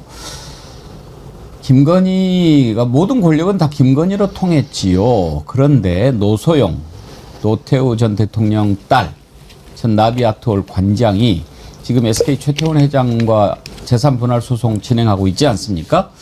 이 과정에서 어떻게 해서든지 김건희를 움직여서 유리한 여론을 조성해 보려고 시도했던 문건을 저희가 입수를 했습니다. 이 내용을 가지고 취재를 했던 우리 구자람 PD와 함께 자세한 내용 살펴보도록 하겠습니다. 여러분 계속해서 고정해 주십시오. 자, 오늘 함께 해주신 안진걸 소장님, 전혜원 원장님, 김필성 변호사님 수고하셨습니다. 고맙습니다. 감사합니다. 사법개혁은 내란 종식의 완수이며 대법원은 사법개혁의 핵심입니다. 이대로 가면 법원이 내란숙의 윤석열에게 두 번째 탈옥을 허용하는 참담한 모습을 지켜봐야 합니다. 이를 막아내는 길은 내란 전담 재판부의 설치이며 법원의 내란 심판에 딴죽을 거는 조희대 대법원의 원장의 사퇴입니다. 조희대 대법원장은 즉각 사퇴하라. 조희대 대법원장은 즉각 사퇴하라.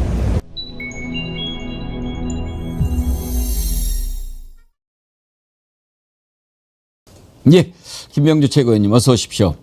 네. 방금 그 대법원 앞에서 1인 시위 하시는 모습 봤는데 네. 어제 하신 거예요? 네, 어제 했습니다.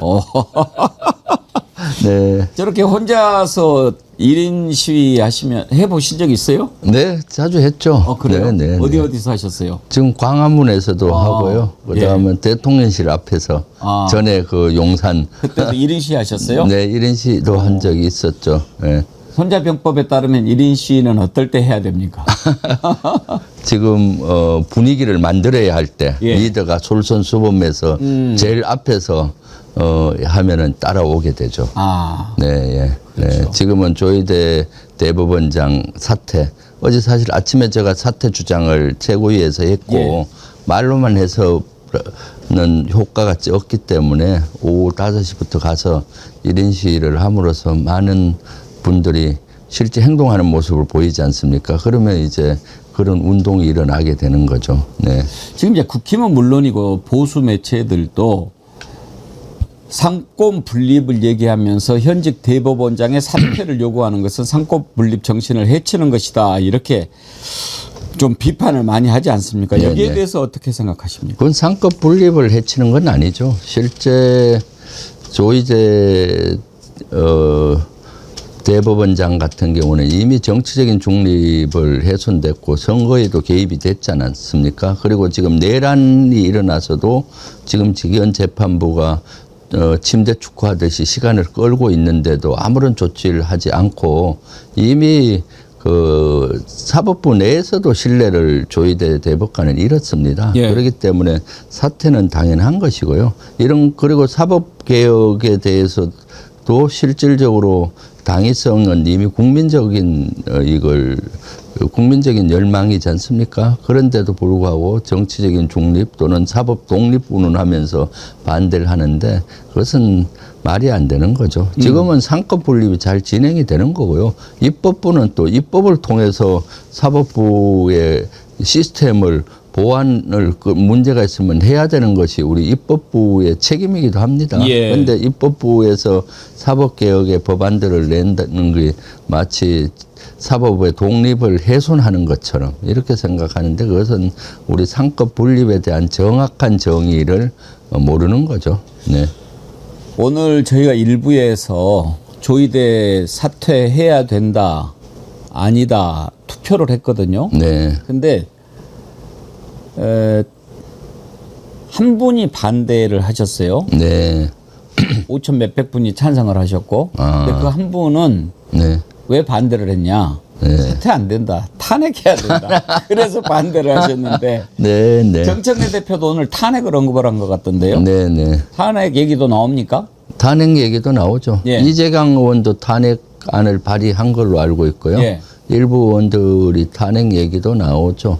그래서 일단은 제가 봤을 때 저는 개인적으로 일단 사퇴를 요구하고 일정한 시점 안에 사퇴 안 하면은 탄핵까지 가야 된다고 생각합니다. 탄핵 사유는 어떤 것들입니까? 탄핵 사유는 선거법 그 정치적인 중립 위반 가장 큰 거고요. 그리고 12.3 내란에 대해서도 저는 동조를 했다고 보거든요. 12.3 내란이 일어났을 때 법치주의가 무너지고 민주주의가 무너지지 않습니까? 법치주의의 최후 보루가 어디입니까? 대법원 아닙니까? 근데 입장문 하나 반대 내지 않았습니다. 그리고 저는 동조했다고 보고 있거든요. 왜냐하면은 비상계엄이 일어나면은 계엄군이 행정부와 사법부를 장악하게 돼 있어요. 그리고 비상계엄 하에 군사법원이 운영되는데 민간인들도 여러 가지 법에 대해서는 군사법원을 넘기게 돼 있습니다. 그럼 이거는 사법부하고 협의를 해야 되는 거거든요. 그리고 법관들도 필요하면 지원을 해야 되는 거고 그래서 이런 것들을 대법원에서 어느 정도 협조하지 않았을까라는 의혹이 있고요. 그래서 이런 12.3 내란에도 제대로 아무런 반응을 하지 않은 거는 다른 거나 마찬가지잖아요. 그 제가 큰 거고 그 이후에도 보십시오. 지기현 재판부가 여러 가지 문제가 있었는데도 이런 방구 안 하고 그대로 하는 거고 제일 큰 것은 이재명 후보 가장 유망한 대통령 후보를 낙마시키려고 한 거 아니겠습니까? 이것이야말로 정치 개입이고 중립 위반인 거죠. 이런 것들이 다 탄핵 사유에 포함이 된다고 봅니다. 어제 국회 대정부 질문에서도 이제 조희대 탄핵과 관련해서 공방이 좀 있었지 않습니까? 국무총리도 뭐 직접적으로는 얘기를 하지 않아도 국민들이 그렇게 생각하고 있지 않느냐 그런 얘기를 하던데 오늘도 지금 대정부 질문 계속되고 있지요. 오전에도 탄핵 관련된 얘기가 혹시 나왔습니까? 오전에는 뭐 의원들 간에는 많이 지금 나오고 있죠. 대정부 질문에서는 안 나왔고요. 대정부 질문은 오늘 오후부터 합니다. 오늘 오후부터. 오전엔 안 하고 오후부터 하고 오늘은 외교 안보 분야 대정부 질문이라서 오늘 김채고 의원님도 질문하시죠? 네, 오늘 제가 질문을 5번째인가 6번째 하게 됐습니다. 뭐 어떤 내용 주로 초점을 맞추십니까? 저는 뭐 이재명 정부가 앞으로 추진하는 외교 안보 분야에 대해서 집중적으로 하려고 하고 있고요. 특히 이제 다음 달이면은 에이펙이 그 세계적인 행사인 에이펙 행사에 대한 준비 사항도 점검을 하고 또 이번 달 23일에는 이재명 대통령께서 유엔에 가셔서 연설을 합니다. 그리고 다자 정상회담을 많이 할 걸로 생각되는데 그런 문제도 있고요. 그리고 또 실질적으로 대통령실을 청와대로 이제 이전 작업을 하고 있지 않습니까? 11월 말경으로 생각이 되는데 그 준비를 잘해 가야 되거든요. 그런 문제에 대해서도 점검을 하고 체크를 할 예정이고요. 그리고 이재명 정부가 가장 추진하고 있는 방산 수출 분야 이런 것도 지금 제가 방산추진위원회를 만들어서 당에서 위원장을 맡고 있는데 그런 것들에 대한 정부 요구도 있고요. 그다음에 이재명 대통령께서 강원도 가셔갖고 군사보호구역 이런 걸 대대적으로 꼭 필요한 것만 외에는 남겨서 특별한 희생에는 특별한 보상이 있어야 된다고 하는 그런 문제에 대해서도 좀 의견을 들으려고 하고요. 특히 남북 문제, 평화 9.19 군사합의 복원을 어떻게 할 것인지 남북 평화를 어떻게 만들 것인지 큰 틀에서 외교, 안보 이런 분야를 질의하려고 합니다. 오늘 아침에도 이재명 대통령 그 세종시로 대통령실 또 국회 이렇게 옮기는 거 차질 없이 하도록 하라 이렇게 얘기를 했는데 지금 그러면은 일단 청와대 내부 공사가 끝나면 청와대로 옮길 것 아닙니까? 세종으로 가는 건 언제쯤 생각하는 겁니까? 그것은 제가 봤을 때 헌법 개정이 돼야 된다고 보고 있거든요. 그러니까 그것은 시간이 좀 걸릴 거라고 봅니다. 개헌한 후에? 지난번에 관습헌법 얘기가 있었기 때문에. 그렇죠. 또다시 헌법재판소 판단을 받아보면 되지 않을까 싶은데 그때 그 판결을 사실은 좀 납득하기 힘들었거든요. 그렇죠. 행정수도라고 하는 거 뭐 얼마든지 할 수 있다고 생각했는데. 오늘 이제 아무래도 외교안보 통일 관련된 부분이니까 조지아에서 이렇게 당했던 우리 근로자들 내용이 많이 나올 것 같은데 아무리 생각해도 분통이 터져서 참을 수가 없어요. 그렇죠. 아니 트럼프 정말 아무리 그래도 그렇지 지금 우리나라가요 세계 어디에서 저런 대우를 받겠습니까?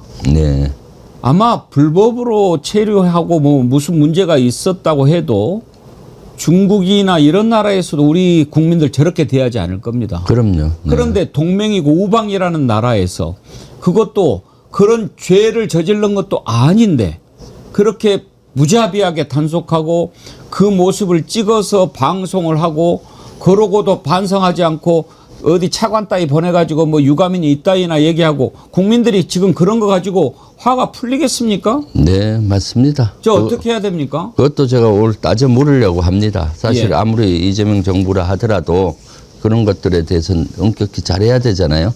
미국 같은 경우는 사실 우리 국민들을 뭐 쇠사슬로 묶어서 중범죄자처럼 이렇게 그 쇠사슬 보는 순간 우리 국민들 자존심이 어떻게 되겠습니까? 네, 그렇습니다. 그래서 이재명 정부에서 아마 사과도 요구를 강하게 했을 것 같은데 그런 것도 좀 확인을 하고요. 다시는 이런 것들이 일어나지 않게 재발 방지의 노력을 어떻게 할 것인지 그런 것까지 좀 따져 물으려고 합니다. 재발 방지 저는 계속 그렇게 이야기하면 우리 성이 안 풀릴 거라고 생각합니다. 네. 트럼프가 무릎 꿇고 사과해야 되는 일 아닙니까 이거는? 그럼요. 네, 해야죠. 지금 미 국무부 부장관이 사과를 메시지를 낸 것 같은데 그거 갖고는 안 되죠. 자, 사실 트럼프 대통령이 좀 사과 메시지를 내야 되는 거죠.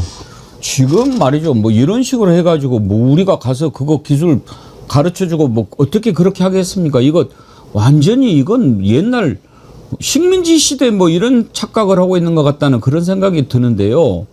그러면서도 지금 반성은 않고 뭐 더 내려면 지금 미국 내에서조차도 미국 요구하는 대로 안 하고 물리려면 다 물려. 그렇게 하고 우리가 따로 일을 하는 것이 차라리 손에 덜 본다. 이런 보고서까지 나오지 않았습니까? 네, 네. 그럼요. 좀 강하게 안 됩니까? 네, 강하게 해야죠.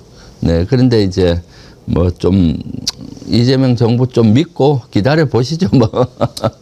네, 열심히 하고 있으니까. 너무나 우리 국민들이 네. 분통이 많이 터져가지고 네. 정말 저런 나라하고 어떻게 동맹을 한단 말인가. 막 그런 생각이 막 부하가 많이 치밀어가지고. 아, 그럼요, 예. 그럼요. 그리고 또 거기 감금돼 있는 기간에 지금 상당히 비인간적인 이런 일이 많이 일어났잖아요. 먹는 것도 제대로 먹을 수 없는 걸 하고 또 그 구명당 일시를 썼는데 화장실도 그냥 보는 데서 가림막 없이 그래서 화장실 볼 때 너무 옆에 있는 사람한테 창피했다 뭐 이런 얘기들이 미국이 얼마나 야만적인 나라인지 알게 됐어요. 네, 예. 문명국가 아닌 것 같아요. 네. 네. 우리나라 이렇게 안 하지 않습니까? 네, 그럼요. 세계 어디에서 그렇게 합니까? 네. 참 그런 나라가 무슨 참.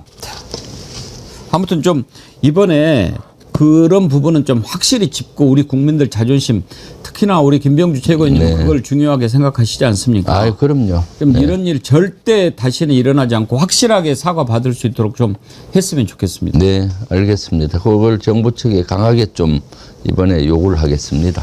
네. 아, 참 대통령실 이전과 관련해서요. 지금 원래 국방부 자리 아닙니까? 네, 네. 만약에 대통령실이 청와대로 들어가면 그 자리는 다시 국방부 돌아오게 될까요? 네, 그렇게 해야죠. 이 정상의 정상화를 저는 해야 된다고 봅니다. 예. 지금 국방부가 합창 건물을 반은 뺏어서 들어가고 거기 공간이 부족해서 한 4-5군데 흩어져서 근무를 하고 있습니다. 예. 합참도 국방부의 반 정도 뺏기니까 또 그 다른 건물로 들어가서 업무의 효율도 안 맞고요. 예.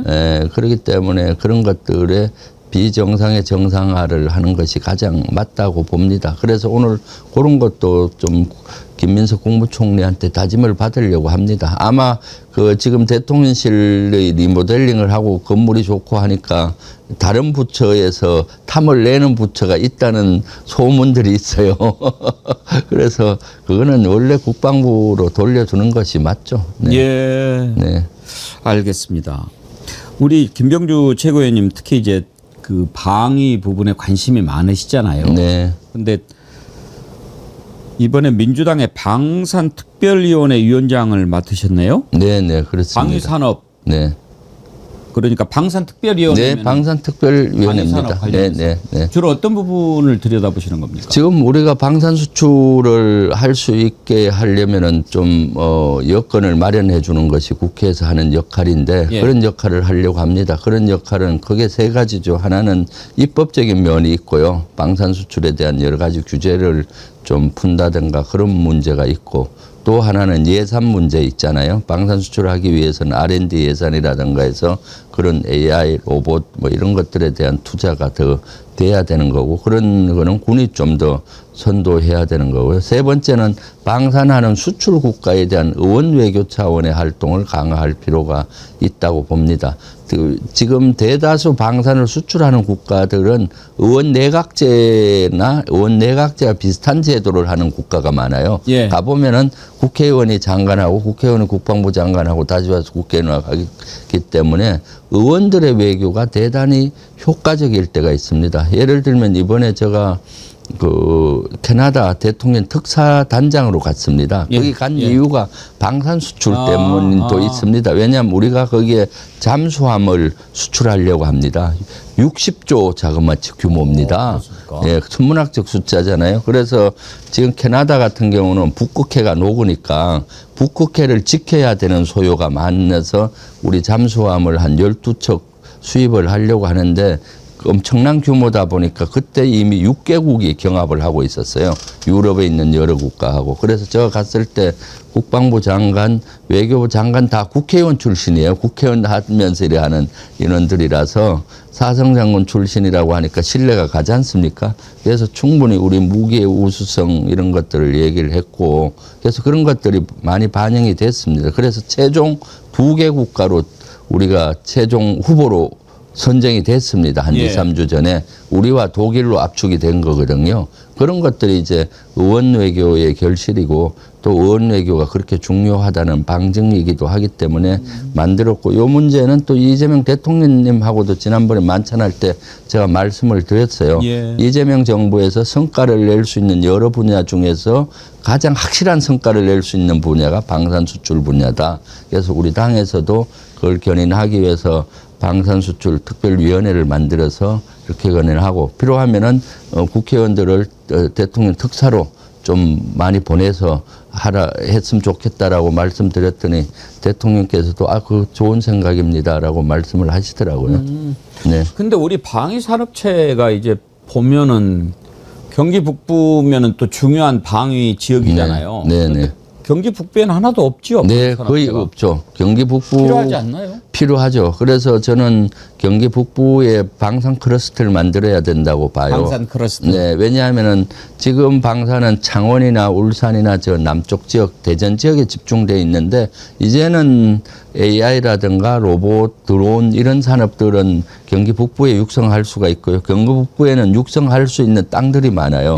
왜냐하면은 그 미군들이 썼던 공유지도 있고, 우리가 감축되면서 군이 해체된 부대들이 많잖아요. 유유지가 많아요. 그런 것들을 지자체나 또는 그런 데 싸게 임대를 해주고 하게 되면은 그런 클러스터를 만들 수가 있고, 또 거기서 방산 클러스터를 만들면 가까이 군부대가 있으니까 실험을 바로바로 할 수가 있잖아요. 뭐 그런 실험들을 할 수가 있고, 나중에 평화 시대가 오면은 또 제2의 개성공단 같이 북한의 인력을 쓸 수도 있고, 그동안은 경기도만 해도 북부와 남부로 나누어지는데 경기 북부 지역은 대단히 규제가 많았어요. 군부대가 많아서 군사 보호 시설이기도 하고, 개발 제한 지역도 있고 그린벨트도 있고, 또 한강 상류 지역은 또 수자원 보호하기 위해서 그런 규제가 많았는데, 이제는 좀 그런 걸 풀어서 특별한 그동안 희생을 해 오셨기 때문에 특별한 이런 보상이 돼야 된다 해서 지금 특히 경기 북부가 그런 걸 할 수 있는 인프라는 돼 있어요. 강원도보다는. 그러니까 경기 북부를 방산 클러스터를 좀 만드는 걸 했으면 좋겠다 해서 지금 연구를 많이 하고 있습니다. 특별한 희생의 특별한 보상 원칙. 지금 이재명 정부가 추구하는 방침인데 경기 북부 지역 주민들한테도 해당이 되겠네요. 네, 그럼요. 경기 북부가 어떻습니까? 경기 북부만 놓고 따져봤을 때 미군 부대도 있었고 또 우리 군 부대도 있고, 경기 북부 전체에서 안보 관련된 지역들이 차지하는 비중이 얼마나 될까요? 한 20-30% 되지 않을까요? 네, 그렇죠. 경기 북부는 안보 관련 시설이 아주 많고요. 예. 네, 그리고 또 땅들이 많다고 한 이유가 군 유유지가 지금 감축하고 부대가 해체된 그런 유유지가 41%가 경기도에 북부에 집중돼 있어요. 예. 네, 그 강원도에 한 20% 정도 되고, 그러니까 그런 개발을 할 수 있는 여지가 많죠. 사실 개발하려면 땅이 문제가 되는데 대부분이 그거를 확보하기가 어려운데 경기 북부는 그런 여건이 충분합니다. 사실 윤석열 정부 때 이제 북한하고 워낙 관계가 안 좋아지면서 경기 북부 좀 긴장감도 높고 특히 접경 지역 주민들은 막 그 귀신 소리 막 이런 것 때문에 네. 고통받고 그랬지 않습니까? 그렇죠. 요즘에 조금씩 훈풍이 불면서 좀 달라졌다는 얘기도 들리던데 네. 어떻습니까? 조금 달라지고는 있다고 봅니다. 예. 일단 긴장도는 많이 내려갔고요. 예. 우리가 선제적으로 대북 학성기를 중지하고 학성기도 철수하고 이렇게 하니까 북한도 그에 대응해서 그런 긴장도는 많이 낮아졌습니다. 그럼에도 불구하고 아직 신뢰관계가 많이 형성이 되지 않았기 때문에 지난번처럼 평화의 물꼬를 틀고 하기는 조금 시간이 걸린다. 그래서 저는 이번 에이펙을 기점으로 미국을 잘 설득시켜서 북한에 좀 특사도 보내고 해서 그러한 물꼬를 좀 텄으면 좋겠는데 그러한 사항도 오늘 대정부 질문에 한번 질문을 해서 확인해 보려고 합니다. 네. 요즘에 관광객도 접경 지역에 관광객도 좀 늘었다고 그러던데. 네네. 그래서 지금 12% 정도 늘었다 하더라고요. 상당한 거죠. 사실 접경 지역에는 안보 관광지가 많습니다. 예. 그래서 지금 북한의 긴장도가 북한과의 긴장도가 낮아지면서 관광객들도 한 12%나 늘어나고 있는 거죠. 사실 평화시대가 오면은 가장 혜택을 볼 수 있는데 지역이 접경 지역이지 않습니까? 예. 그래서 빨리 이재명 정부에서 한반도 평화시대를 좀 열어야 되는데 그러려면 북한이 호응을 해야 되고 미국이 협조를 해야 되는 문제가 있기 때문에 지금 이재명 정부에서 그런 측면에서 열심히 노력을 하고 있습니다. 알겠습니다. 한두 가지만 더 여쭤보도록 하겠습니다. 방금 국힘에서요. 대법원장 사퇴 압박 계속하니까 이재명 대통령 탄핵까지 법적으로 검토하고 있다라고 하는데 어떻게 생각하십니까? 참 말도 안 되는 소리죠. 쌀도 안 씻었는데 벌써 이런 정도 네. 막가자로 나오면 그 위원 정당 해산 바로 해야 되는 거 아닙니까? 네, 그럼요. 지금 사실 국민의힘은 스스로 자멸의 길을 가고 있다고 봅니다. 어느 국민이 지금 이재명 대통령 탄핵을 용인할 수가 있겠습니까? 지금 이재명 정부 들어온 지 100일 정도 됐는데 지금 많은 분야에서 지금 경제, 민생, 안보 모든 분야에서 정상화되면서 좋아지고 있고 특히 코스피 같은 경우가 그 바로메터 아니겠습니까? 예. 지금 최고치를 계속 경신하면서 3,400 이상 올라가고 있지 않습니까? 그동안 코리아 리스트였는데 매일 최고 기록입니다. 네, 코리아 리스트였는데 코리아 어드밴테이지가 되는 예. 거죠. 이렇게 만들고 있는 이러한 찬물을 끼얹는 것도 유분수지 도와주지는 못할 망정 해방은 하지 말아야 되는 거 아니겠습니까? 국민의힘은 그러한 추태를 보이고 있는 거죠. 본인들이 스스로 자멸의 길을 가고 있다라고 저는 보고 있습니다. 우리 이은주 애청자님이요. 김병주 의원님, 조이대 파면 이슈가 급물살을 타며 대두되고 있는 이유가 혹시 이미 알려진 내용 말고 민주당이 뭔가 큰 거 한 방을 가지고 있어서 그런 것 아닌가요?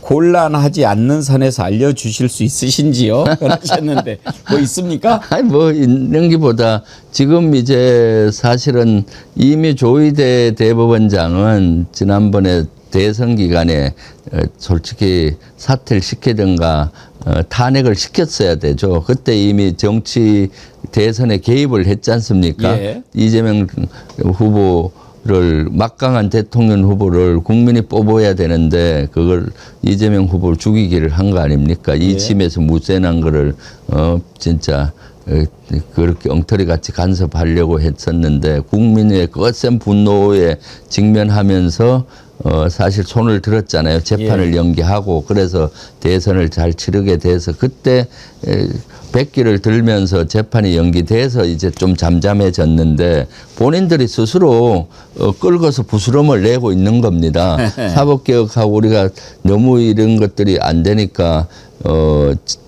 전담 재판부를 만들어야 된다 했더니 그것도 반대하고 사법권 독립 이런 걸 외치고 사법개혁도 반대하는 투로 하니까 그 상처가 옮았던 상처가 이제 자기들이 끌고서 이렇게 확대된 겁니다. 다시 국민들의 분노가 촉발된 거죠. 그래서 저도 어저께 최고위원회에서 바로 사퇴를 주장했고 말로만 안 되겠다 해서 제가 오후에는 5시부터 6시 반까지 대법원 앞에서 1인 시위를 하고 있는데 아마 조희대도 본 것 같아요. 그때 퇴근 시간인데 뒤에 경호차가 하나 있고 이렇게 가더라고요. 그게 조희대 대법원장 차가 아닌가 제가 추정을 했거든요. 경호도 붙입니까? 경호가 붙는 것 같아요. 붙겠죠. 그래서 제가 오히려 더 크게 외치고